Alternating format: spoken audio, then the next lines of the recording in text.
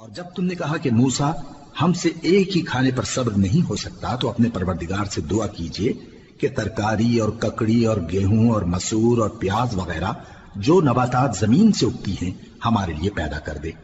انہوں نے کہا کہ عمدہ چیزیں چھوڑ کر ان کے بدلے ناقص چیزیں کیوں چاہتے ہو؟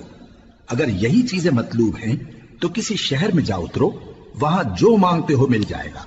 اور آخر کار ذلت و رسوائی اور محتاجی و بے نوائی ان سے چمٹا دی گئی اور وہ اللہ کے غضب میں گرفتار ہو گئے۔ یہ اس لیے کہ وہ اللہ کی آیتوں سے انکار کرتے تھے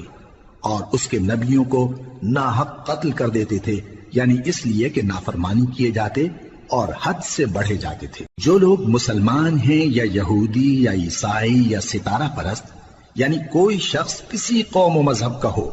جو اللہ اور روز قیامت پر ایمان لائے گا اور عمل نیک کرے گا تو ایسے لوگوں کو ان کے اعمال کا صلہ اللہ کے ہاں ملے گا، اور قیامت کے دن ان کو نہ کسی طرح کا خوف ہوگا اور نہ وہ غمناک ہوں گے۔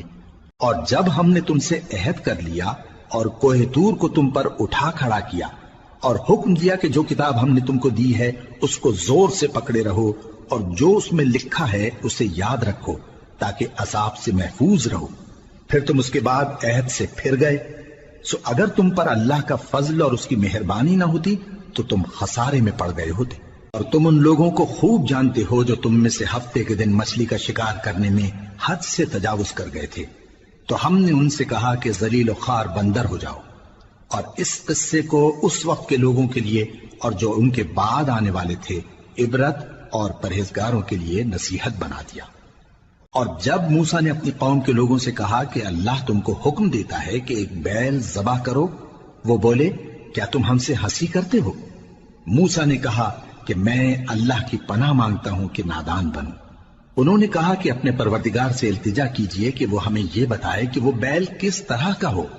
موسیٰ نے کہا پروردگار فرماتا ہے کہ وہ بیل نہ تو بوڑھا ہو اور نہ بچڑا بلکہ ان کے درمیان یعنی جوان ہو، سو جیسا تم کو حکم دیا گیا ہے ویسا کرو۔ انہوں نے کہا اپنے پروردگار سے درخواست کیجئے کہ ہم کو یہ بھی بتا دے کہ اس کا رنگ کیسا ہو۔ موسیٰ نے کہا پروردگار فرماتا ہے کہ اس کا رنگ گہرا زرد ہو کہ دیکھنے والوں کے دل کو خوش کر دیتا ہو۔ انہوں نے کہا اب کے پروردگار سے پھر درخواست کیجئے کہ ہم کو بتا دے کہ وہ اور کس کس طرح کا ہو، کیونکہ بہت سے بیل ہمیں ایک دوسرے کے مشابہ معلوم ہوتے ہیں، اور اللہ نے چاہا تو ہمیں ٹھیک بات معلوم ہو جائے گی۔